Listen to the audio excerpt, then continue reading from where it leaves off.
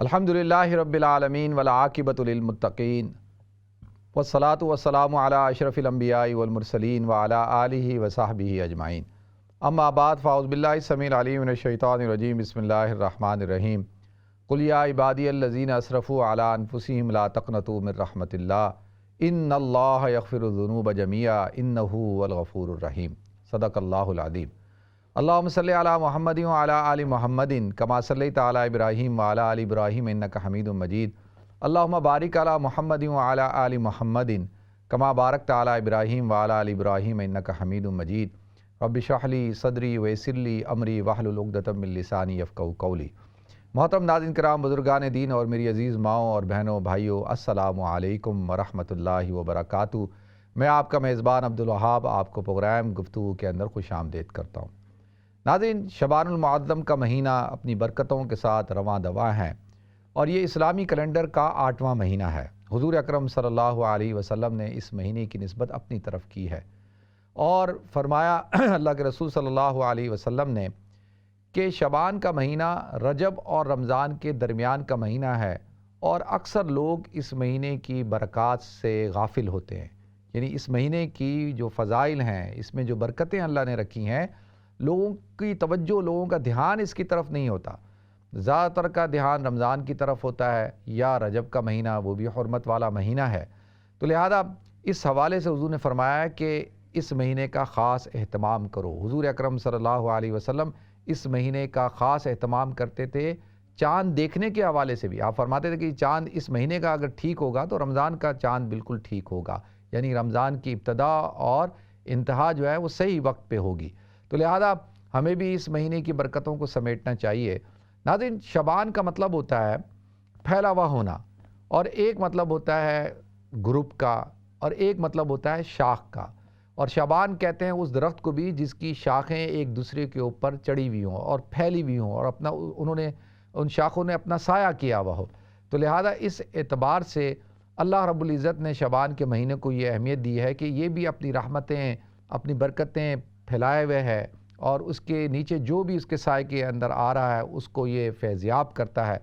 ناظرین، اما عائشہ صدیقہ رضی اللہ تعالیٰ عنہ ارشاد فرماتی ہیں کہ حضور اکرم صلی اللہ علیہ وسلم رمضان کے علاوہ جس مہینے کے اندر روزے رکھا کرتے تھے کثرت کے ساتھ، وہ مہینہ شعبان کا تھا۔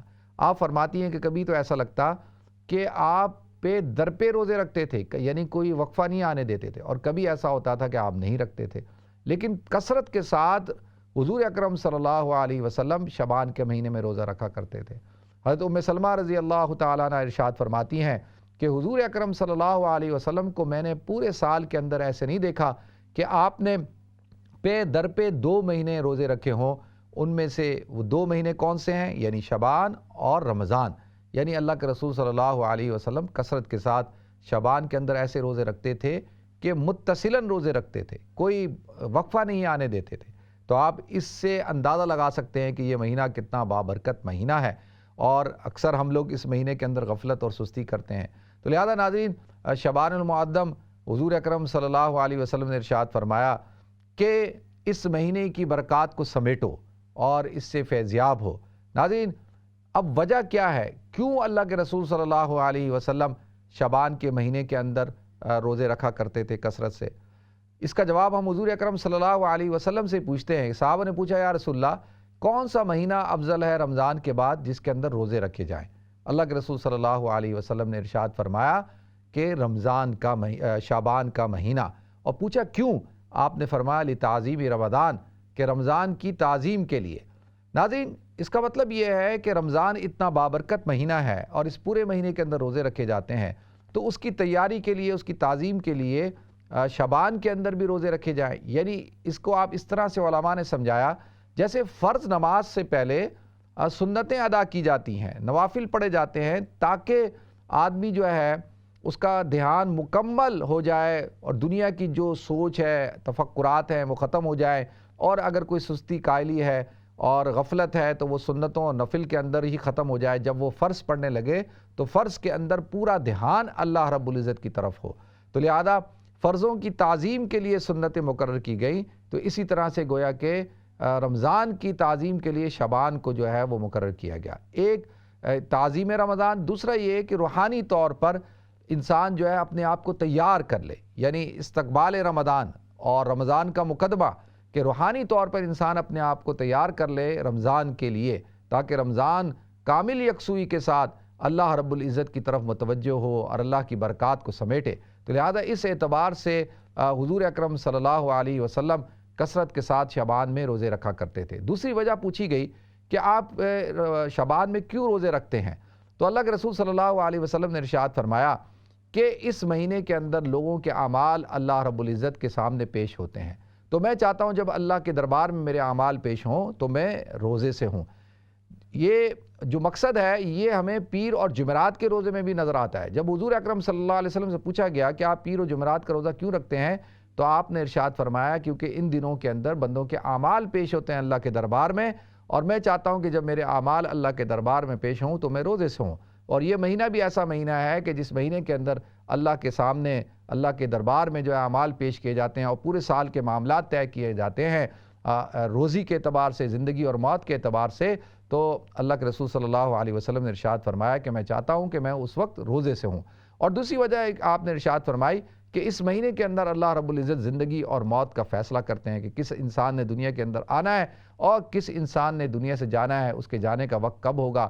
تو میں چاہتا ہوں کہ جب یہ فیصلہ ہو رہا ہو تو میں روزے سے ہوں، جب میرے بارے میں فیصلہ ہو تو میں روزے سے ہوں۔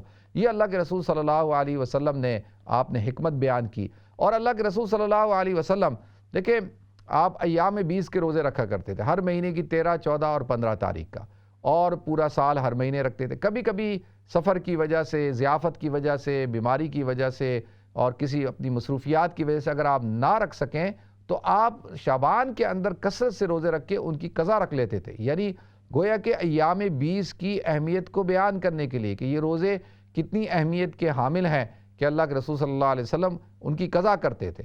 تو ہمیں تو یہ حکم نہیں ہے کہ بھئی ہم وہ روزے کیونکہ سنت ہیں، فرض روزے نہیں ہیں، تو لہذا اگر کوئی رکھتا ہے تو اس کا ثواب ملتا ہے اور کوئی نہیں رکھتا تو وہ گناہگار نہیں ہوتا۔ تو لہذا اسی طرح اللہ کے رسول صلی اللہ علیہ وسلم نے ارشاد فرمایا کہ شعبان کے مہینے کے اندر کثرت سے روزہ رکھا کرو۔ تو لہذا ناظرین، اور اسی حوالے سے حضرت علی رضی اللہ تعالیٰ عنہ کی حدیث ہے کہ حضور اکرم صلی اللہ علیہ وسلم نے ارشاد فرمایا کہ نصف شعبان کے بعد، یعنی شعبان کا آدھا گزر جائے تو اس کے بعد روزے مت رکھا کرو۔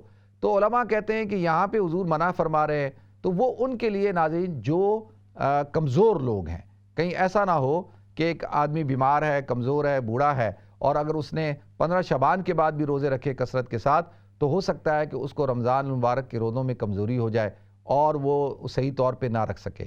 اس لیے مطلقاً حکم ہے تمام لوگوں کے لیے، سوائے حضور اکرم صلی اللہ علیہ وسلم تو رکھا کرتے تھے، لیکن آپ نے عوام کو منع کیا کہ شعبان کے آخری 2 دن، 1 دن اور 2 دن روزہ نہ رکھو، تاکہ تم جب رمضان شروع کرو تو تمہارے اندر فریشنس ہونی چاہیے، بشاشت ہونی چاہیے، اور حشاش بشاش ہو کر رمضان کو جو ہے وہ شروع کرو۔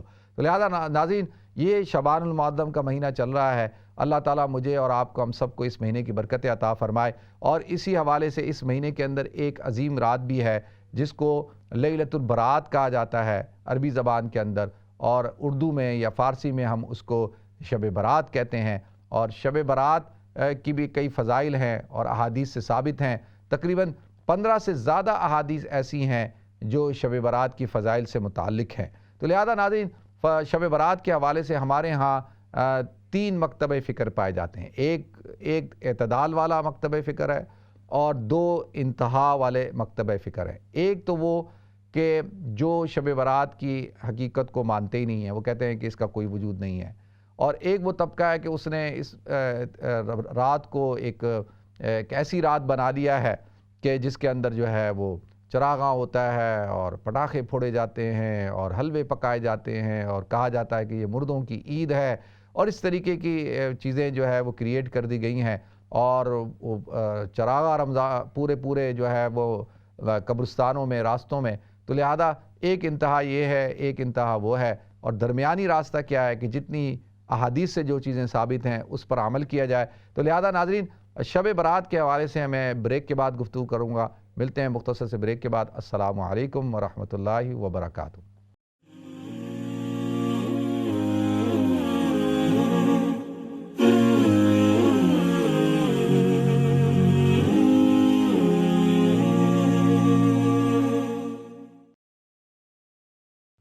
بسم اللہ الرحمن الرحیم، السلام علیکم ورحمۃ اللہ وبرکاتہ۔ ناظرین، آپ کو ایک دفعہ پھر پروگرام گفتگو کے اندر خوش آمدید کرتا ہوں۔ ناظرین، شعبان المعظم کا مہینہ شروع ہوتا ہے، جیسا کہ میں نے بریک سے پہلے آپ حضرات کے سامنے اس مہینے کی فضائل کو بیان کیا، اس پہ تو کوئی دو رائے نہیں، اور وہ تمام کی تمام جو احادیث ہیں شعبان کے مہینے کی فضیلت کے حوالے سے، وہ سب تمام احادیث جو ہے وہ صحیح احادیث ہیں۔ لہذا اب آ جاتے ہیں شب برات کے حوالے سے۔ حضور اکرم صلی اللہ علیہ وسلم کی چند احادیث میں پیش کر دیتا ہوں۔ ایک مشہور حدیث ہے، اما عائشہ صدیقہ رضی اللہ تعالیٰ عنہ ارشاد فرماتی ہیں کہ ایک رات میں نے دیکھا کہ حضور اکرم صلی اللہ علیہ وسلم آپ اپنے بستر سے اٹھے اور گھر سے باہر نکلے، تو اما عائشہ فرماتی ہیں کہ میں بھی آپ صلی اللہ علیہ وسلم کے پیچھے جانے لگی، اور میں نے دیکھا کہ اللہ کے رسول صلی اللہ علیہ وسلم جو ہے وہ آپ جنت البقیع تشریف لے گئے، اور آپ نے وہاں پر جا کر جو جنت البقیع کے مدفونین ہیں، شہداء ہیں، ان کے لیے اللہ کے رسول صلی اللہ علیہ وسلم نے دعا مانگی۔ تو لہذا آپ فرماتی ہیں کہ میں جلدی سے گھر آ گئی، حضور صلی اللہ علیہ وسلم آئے، اور میں اس حدیث کا مفہوم بیان کر رہا ہوں۔ تو حضور سے پوچھا کہ بھئی، حضور نے کہا کہ تم میرے پیچھے آئی تھی، کیا تمہیں اس بات کا اندیشہ تھا کہ میں تمہاری باری میں کسی اور کی باری میں کسی اور زوجہ کے ہاں چلا جاؤں؟ تو کہا یا رسول اللہ بالکل میرا یہی گمان تھا۔ تو اللہ کے رسول صلی اللہ علیہ وسلم نے ارشاد فرمایا کہ اللہ اور اس کا رسول کیسے اس طرح کا کام کر سکتا ہے، یعنی جو انصاف ہے، انصاف سے ہی کام ہوگا، کیونکہ آپ کی باری ہے آج۔ اور آپ نے ارشاد فرمایا کہ آج کی رات بڑی عظیم اور بابرکت رات ہے، آج کی رات اللہ رب العزت آسمان دنیا پہ نزول فرماتے ہیں، اور قبیلہ بنو کلب کی بکریوں کی تعداد کے بقدر اللہ تعالیٰ اس امت کی گناہ گاروں کی مغفرت فرماتے ہیں۔ تو لہذا ایک حدیث یہ ہے۔ اسی طریقے سے اب اس حدیث کے اندر جو ہے وہ وضاحت کے ساتھ اس بات کو بیان کر دیا گیا، تین باتیں بیان کی گئی۔ ایک یہ کہ اللہ کے رسول صلی اللہ علیہ وسلم قبرستان تشریف لے گئے۔ تو لہذا ناظرین، اگر کوئی شخص جو ہے زندگی میں ایک دفعہ قبرستان چلا جاتا ہے اس رات میں، تو وہ یقینی طور پر حضور کی اس سنت کو پورا کرے گا، لیکن یہ نہیں کہ وہ ہر سال جائے۔ ہاں، کبھی چلا جائے، زندگی میں ایک دفعہ دو دفعہ چلا جاتا ہے تو بالکل یہ جانا جائز ہے، لیکن قبرستان آج کل قبرستانوں کا جو ماحول بنا ہوتا ہے، خاص طور پہ ہندوستان پاکستان میں، وہاں پر تو میلہ لگا ہوا ہوتا ہے، اور وہاں پر اسکرینیں لگی ہوئی ہوتی ہیں، اور مختلف قسم کے پروگرامز، قوالیاں، نعتیں، اور پتہ نہیں کیا کیا قبرستان میں ہو رہا ہوتا ہے، تو وہ تو ایسا لگتا ہے جیسے میلے کا سما ہے۔ تو لہذا عبرت حاصل کرنے کے لیے قبرستان جانا اور مرحومین کی دعا کے لیے جانا تو بالکل جائز ہے، آدمی جا سکتا ہے، ٹھیک ہے، لیکن اس کو ضروری سمجھنا اور جو نہ جائے اس کو برا بلا کہنا، یہ بات ٹھیک نہیں ہے۔ اس حد تک رکھیں کہ جیسے حضور گئے ہم بھی چلے جائیں، زندگی میں ایک دفعہ چلے جائیں، دو دفعہ چلے جائیں، اور قبر آخرت کی تیاری کے لیے، اب قبر آخرت کی یاد کے لیے۔ تو ایک بات تو یہ ہو گئی۔ دوسری، اللہ کے رسول صلی اللہ علیہ وسلم نے اس حدیث میں بیان کیا کہ اللہ رب العزت آسمان دنیا پہ نزول فرماتے ہیں۔ تو لہذا اس سے تو یہ بات پتہ چلی کہ یہ رات جو ہے بڑی عظمت والی رات ہے، کیونکہ اس رات میں اللہ تعالیٰ آسمان دنیا پہ نزول فرماتے ہیں۔ اور دوسری حدیث کے اندر ہے کہ سورج غروب ہوتے ہی اللہ تعالیٰ اعلان کرنا شروع کر دیتے ہیں، جس کو حضرت علی رضی اللہ تعالیٰ عنہ نے بیان کیا ہے کہ ہے کوئی مجھ سے رزق طلب کرنے والا کہ میں اس کو رزق دوں، ہے کوئی مجھ سے استغفار کرنے والا کہ میں اس کی توبہ کو قبول فرماؤں، ہے کوئی اپنی پریشانیوں کو دور کرنے کے لیے مجھے پکارے تو میں اس کی پریشانیاں دور کروں۔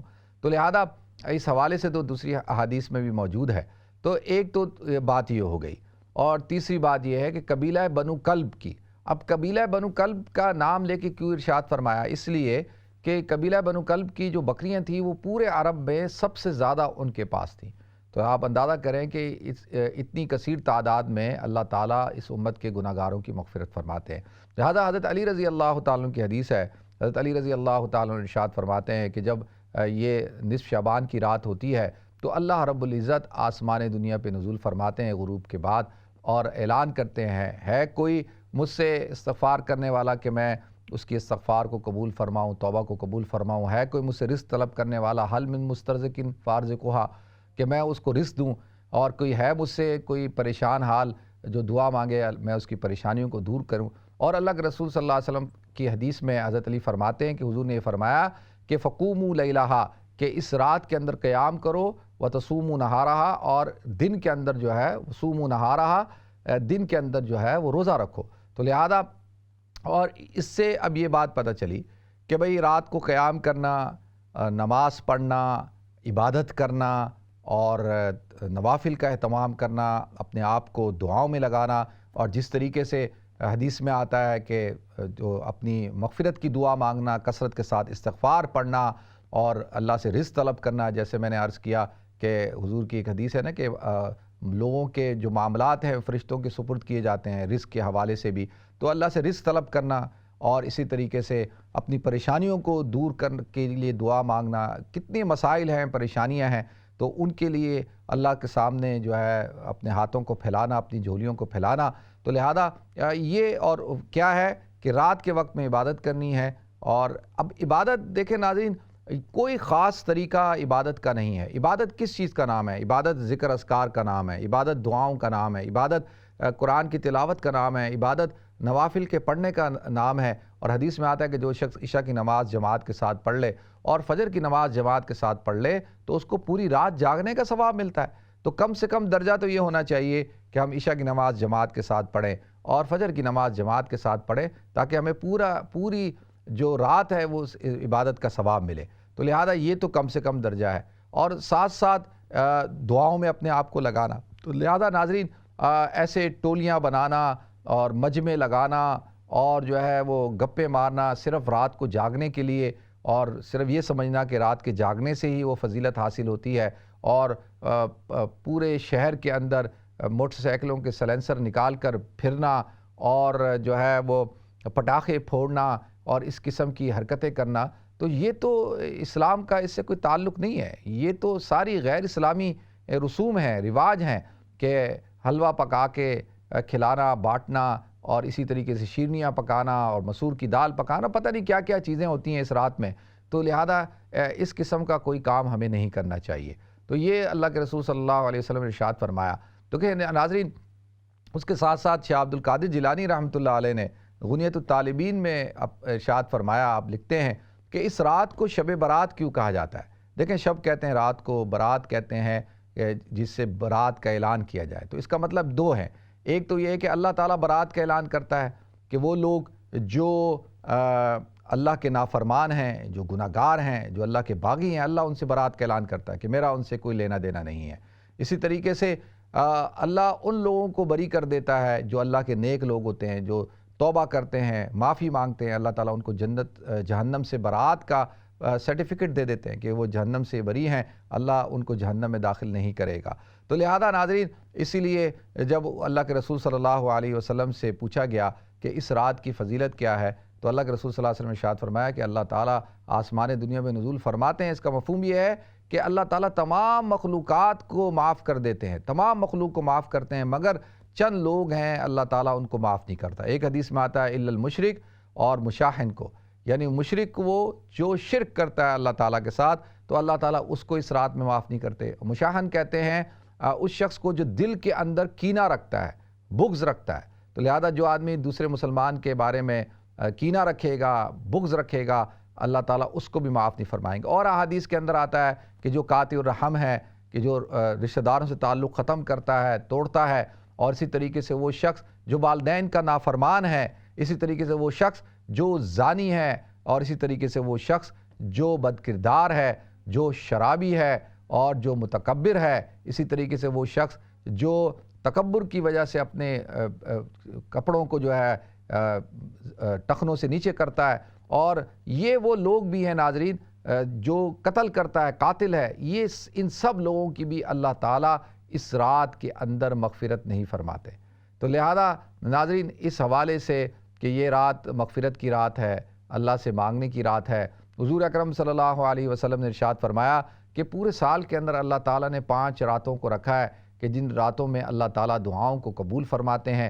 پہلی ایک رات جو ہر ہفتے آتی ہے وہ لیلۃ الجمعہ کی رات ہے، جمعے کی رات، یعنی دوسرے دن جمعہ ہوتا ہے اس سے پہلی والی رات، اور اس رات میں اللہ تعالیٰ دعاؤں کو قبول فرماتا ہے. اسی طرح سے دوسری رات جو ہر سال رجب کی مہینے میں پہلی رجب کی جو تاریخ ہوتی ہے، اس رات کو بھی اللہ تعالیٰ دعاؤں کو قبول فرماتا ہے. اسی طریقے سے بھی تیسری رات جو ہے وہ لیلہ نصف شعبان ہے، یعنی شب برات کی رات.